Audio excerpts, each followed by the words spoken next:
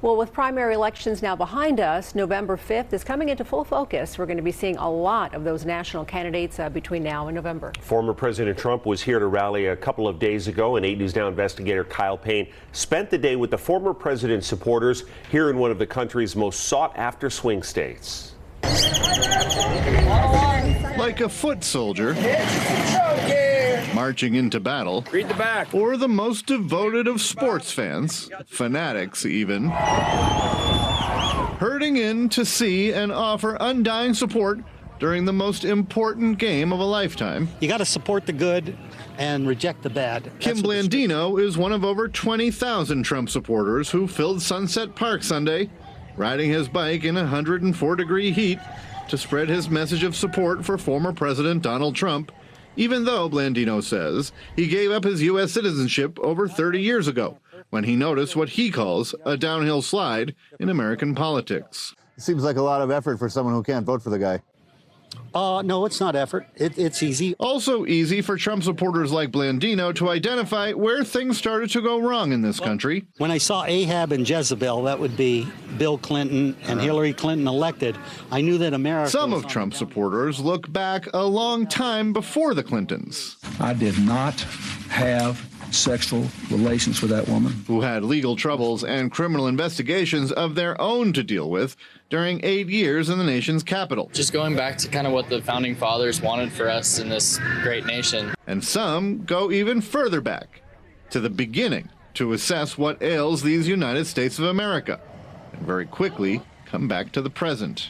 What Biden has done with our economy is terrible. The economics were better. The economy, not surprisingly, is the first thing out of the mouths of many at Sunday's rally. They put their name, signature, and they indicate how they like to vote. Like Trump volunteer Monica Werner of Las Vegas, who felt inspired to get involved while at a prior rally here in the Valley. The cause is to get Trump in the office again. Why? Why would you not want Trump? Werner, like so many of the people who registered for free to see their candidate, says this president is better than that president, that Mr. Trump had more respect at home and internationally than President Biden. And without... You're fired, Joe. You've done a horrible job.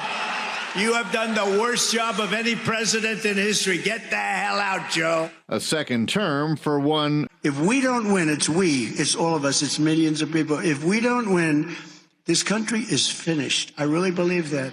Donald J. Trump, the future of America is at risk. And no one can really argue that it was not better under Trump. Among the many things that seem to unite these thousands of people attending this Sunday morning rally is not only the support for former President Trump, but also their disdain for those who claim the former president is a criminal. Mr. Trump has 4 ongoing criminal cases, with a total of 91 felony counts against him, winding their way through different courts at different speeds. Some of those cases may still be active on Election Day. Hat, shirts! In fact, it's a selling point, as you can see. I'd rather vote for the felon t-shirts! And here, from all the t-shirt sales, one of the more popular being this I'd rather vote for a felon Trump t-shirt. So you bought the I'd rather vote for a felon t-shirt? Yeah. How come? Because I'm a felon. You're a felon? Yeah. A felon, Josh Quintana of Las Vegas, says he's registered to vote here, shelling out $25 for this t-shirt, saying Trump is innocent. They did him dirty. They did him wrong. Wrong or right, most, if not all, of the people here believe the president when he says... But this was a rigged decision right from day one, with a conflicted judge who should have never been allowed to try this case, never. And the guy selling those Vote for the Felon t-shirts is reaping the benefits. Trump has somehow connected with the working guy. He says the Trump crowd, like Bernie Sanders supporters, believe they're part of a movement. And they all seem to have the hats and shirts and outfits and flags and spend a lot of money on merch to be a part of it and to be shrouded in it. Let me ask you this. How does a billionaire who's never worked a regular day in their life connect with all these people? That part is amazing. Amazing, especially when you consider the loyalty these Trump supporters have for their candidate, even as things might get worse for him before they get better. If he continues to get convicted, would you continue to support him? Of course, yeah.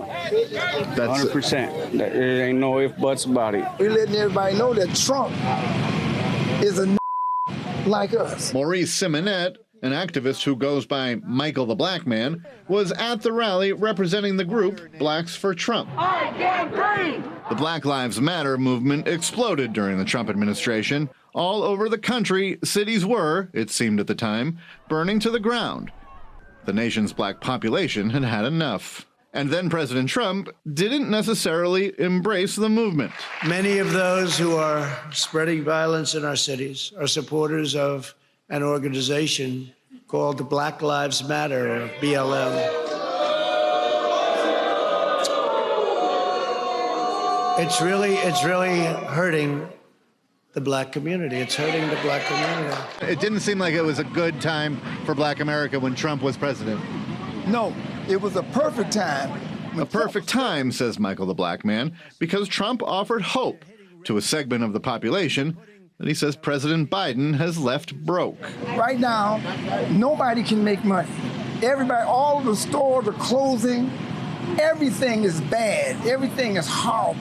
Horrible, a word meaning the very opposite of great, which of course is what Donald Trump claims he can make America again. Reporting at Sunset Park in Las Vegas, Kyle Payne, 8 News Now.